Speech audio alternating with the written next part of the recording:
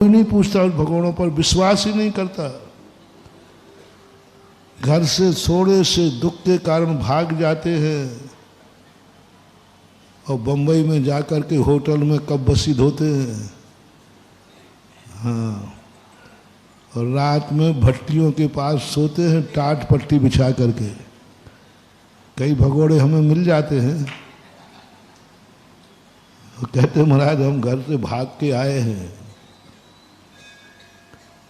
धर्म में भी भगोड़े हो गए बहुत।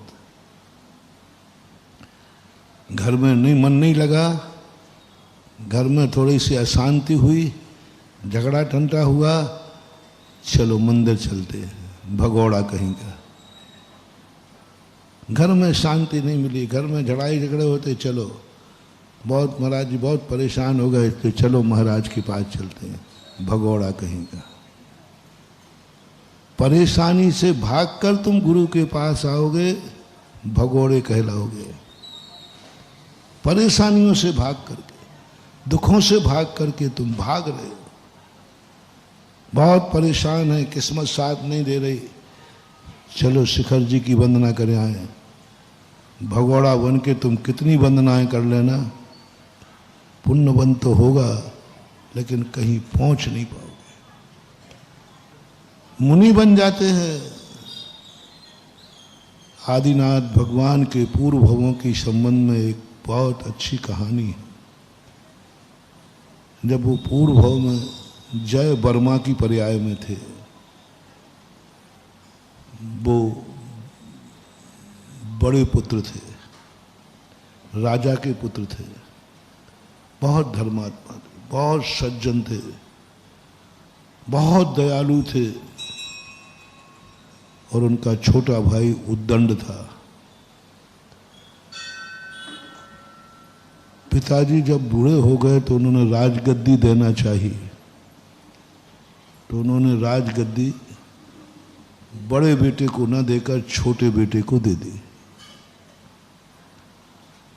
अब बड़ा बेटे कितने भी शांत स्वभावी हो, अपना अधिकार कोई छोड़ता नहीं है। मैं बड़ा हूं, मैं योग्य हूं, मुझे राजगद्दी क्यों नहीं दी।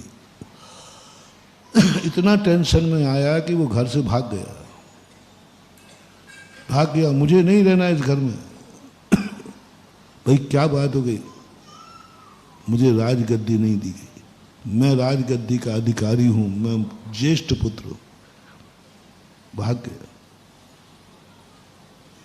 जंगल में पहुंचा, एक महाराज को देखा, बोले महाराज जी मुझे दीक्षा लेना है।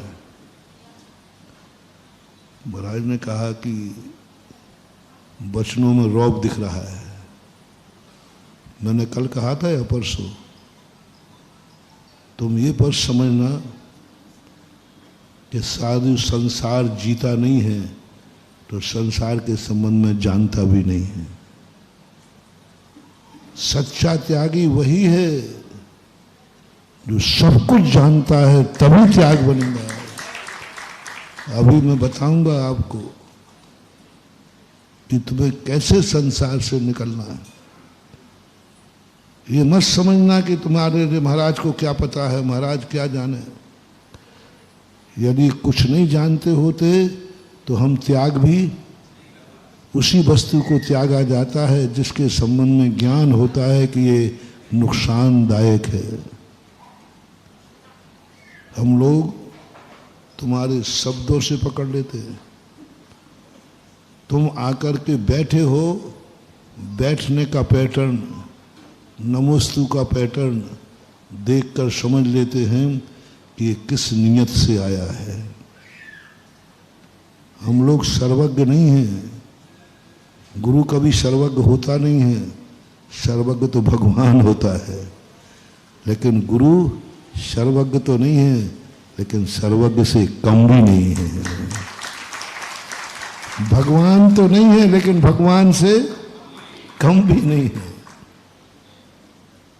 तुरंत वो जैसे प्रवेश किया, साधु एक दृष्टि में पहचान लेगा कि किस नियत से आया है।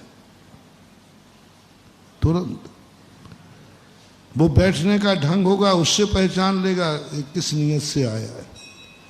उसके नमोस्तु के पैटर्न से बना, कुछ नहीं पूछना है। यही तो साधु की साधना है।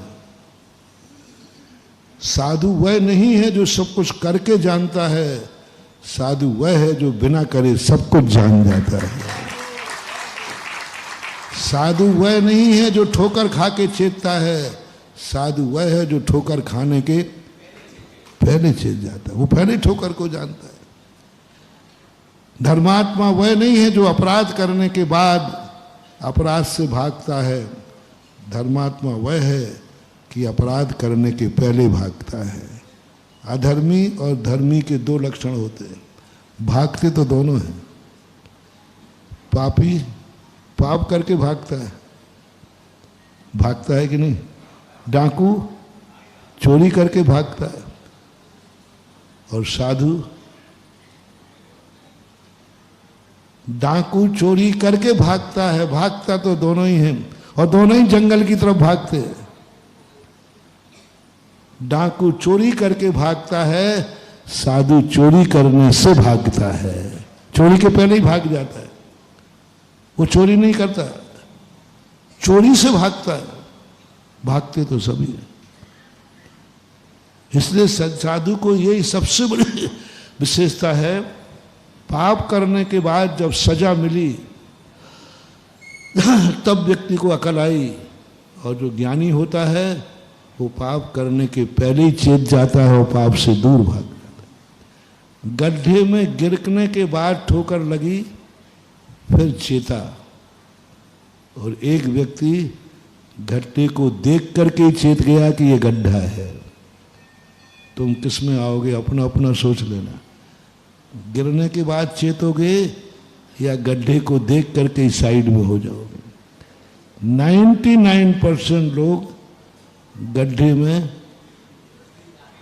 वो बालक होता ना, बालक छोटा, उससे माँ कहती है कि बेटा इस दीपक को मत छूना, वो तत्ता है, तो वो सुनते ही नहीं, बोले तो भक्ति रहती है, कुछ नहीं सुनता।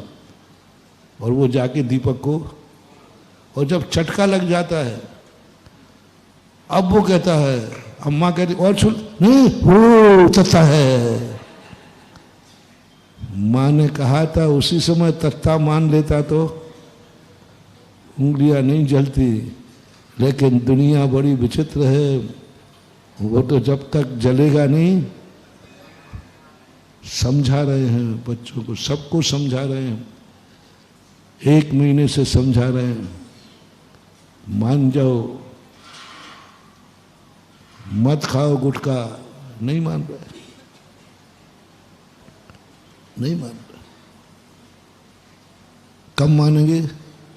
वो भी आए हैं, बोले महाराज जी आपने 92 में कहा था गुटखा छोड़ दो, मैं उस समय नहीं छोड़ा, अब छोड़ रहा हूँ। मैंने तुरंत चेहरा देखा, बोले इसको डॉक्टर ने कैंसर बता दिया। डॉक्टर के कहने पर कर्मों की मार से तुम छोड़ते हो। कितने त्यागी यहाँ बैठे हैं जो कर्मों की मार खाए हुए बैठे हैं। 6 रसों के त्यागी है। नमक तो खाते ही नहीं है क्योंकि ब्लड प्रेशर है, शक्कर शुगर है, जूस कोई पी नहीं सकती, पिएंगे तो करेला का, नीम का, घी तो देख ही नहीं सकते क्योंकि कोलेस्ट्रॉल है। 6 रसों के त्यागी है। वारे वाह तपस्वी, अभी 6 रस तो मैं भी नहीं त्याग पाया भैया। साधुओं के भी 6 रस त्यागे नहीं हो, पट्टा के 6 रस त्यागे, लेकिन किस कारण से? एक दिन का भी रस त्याग करना, एक दिन का भी रस त्याग करना तपस्या की कोटि में आता है। और जिंदगी भर 6 रस नहीं खा पाना ये तपस्या की कोटि में नहीं आएगा। ये अकाम निर्जरा है, मजबूरी है, 6 रस त्याग है। लेकिन एक दिन का भी यदि हफ्ते में एक दिन का भी एक रस त्यागता है तो वो धर्म के कारण त्याग रहा है। कर्म के कारण तो हमने बहुत बार धर्म किया, एक बार स्वभाव मान के करना। इसलिए मजबूरी में तो सब कर लेते हैं।